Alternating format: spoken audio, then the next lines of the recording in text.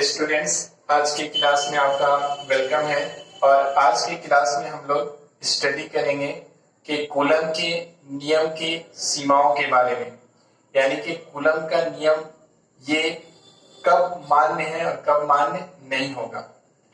तो सबसे पहला सीमा ये है कि दोनों आवेश, यानी कि दोनों जो आवेश होना चाहिए वो एक बिंदु आवेश होना चाहिए।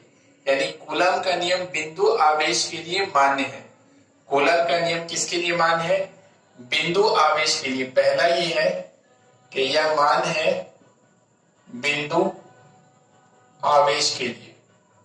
अब बिंदु आवेश किसे कहते हैं?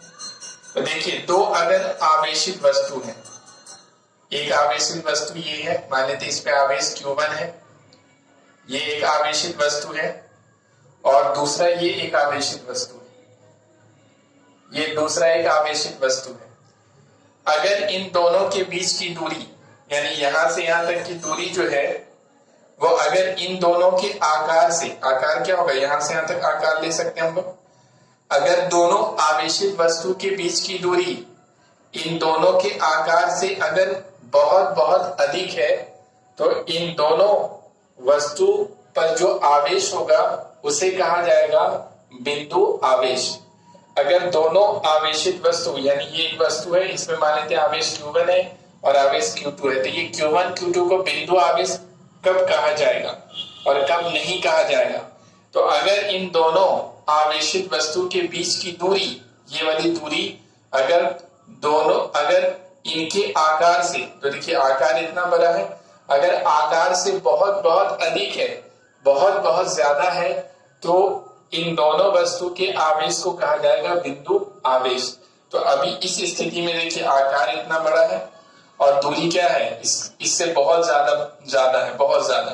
दोनों के बीच की दूरी इन दोनों के आकार से बहुत ज्यादा है, यानी इसको बिंदु आवेश कहा जाएगा। और कूलम का नियम बिंदु आवेश के लिए मान्य है। अगर ये दोनों आवेश, अगर ये वाला आवेश को अगर यहां से अगर यहां पे ले आए, बिल्कुल अगर आवेश को बहुत नजदीक लेके चले आए, देखिए अगर आवेश यहां चला है, अब अगर मान्य है कि नहीं मान्य, तो अब ये दोनों बिंदु आवेश कहा जाएगा कि नहीं कहा जाएगा? तो देखिए नहीं कहा जाएगा, कि दोनों के बीच की दूरी बस इतना है और आकार इतना बड़ा है, तो दोनों के बीच की दूरी इनके आकार से बहुत कम हो गया, यानी कम हो गया। तो अगर कम होगा तो इन दोनों के आवेश को बिंदु आवेश नहीं कहा जाएगा, और ऐसे इस स्थिति में कूलम का नियम मान्य नहीं होगा। तो कूलम का नियम किसके लिए मान्य है? बिंदु आवेश के लिए मान्य। पहला बात याद रखना है कि कूलम का नियम किसके लिए मान्य है? बिंदु आवेश के लिए मान्य है। दूसरा ये है कि कूलम का नियम स्थिर आवेश के लिए मान्य है। किसके लिए है? स्थिर आवेश, यानी आवेश क्या होना चाहिए? और रुका हुआ होना चाहिए। मानते ये आवेश है Q1, इस वस्तु पे आवेश Q1 है और इस वस्तु पे आवेश क्या है? Q2 है। तो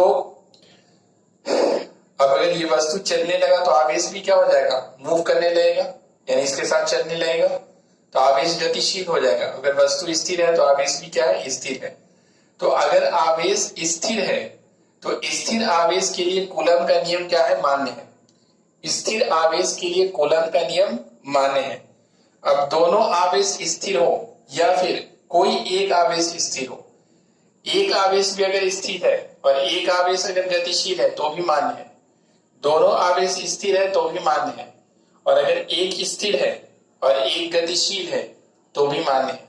लेकिन अगर दोनों गतिशील है, ये भी गतिशील है और ये भी गतिशील है, दोनों आवेश अगर गतिशील है, तो इस स्थिति में कूलम का नियम मान्य नहीं है। ठीक है, तो कूलम का नियम गतिशील आवेशों के लिए मान्य नहीं है। कूलम का नियम स्थिर आवेश के लिए मान्य है। पहला ये। दूसरा बात ये याद रखना है कि स्थिर आवेश के लिए कूलम का नियम क्या होता है? मान्य होता है। तीसरा चीज ये है कि दोनों आवेश के बीच की दूरी 10⁻⁻15 मीटर से अधिक होना चाहिए। इस दूरी से क्या होना चाहिए? अधिक होना चाहिए। यानी दोनों आवेश हैं, अगर मानते ये आवेश है Q1 और ये आवेश है Q2, आवेशित वस्तु है, तो ये जो दूरी है ये R, ये इन दोनों के बीच की दूरी 10⁻⁻15 मीटर से क्या होना चाहिए, अधिक होना चाहिए। R अधिक होना चाहिए 10⁻⁻15 मीटर से, दोनों के बीच की दूरी 10⁻⁻15 मीटर से अधिक होना चाहिए। इसलिए क्योंकि 10⁻15 मीटर या इससे अगर कम दूरी है तो इस स्थिति में कूलम्ब बल नहीं लगता है, बल्कि नाभिकीय बल लगता है। नाभिकीय बल यानी दो किसी भी नाभिक में उपस्थित न्यूक्लियॉन्स के बीच में जो बल लगता है उस बल को नाभिकीय बल कहते हैं। और वो बल कब लगता है, जब उन दोनों के बीच की दूरी क्या हो जाती है, 10⁻⁻15 मीटर या इससे कम होता है, तो उस समय नाभिकीय बल काम करने लगता है, कूलम्ब का बल क्या होता है, खत्म हो जाता है।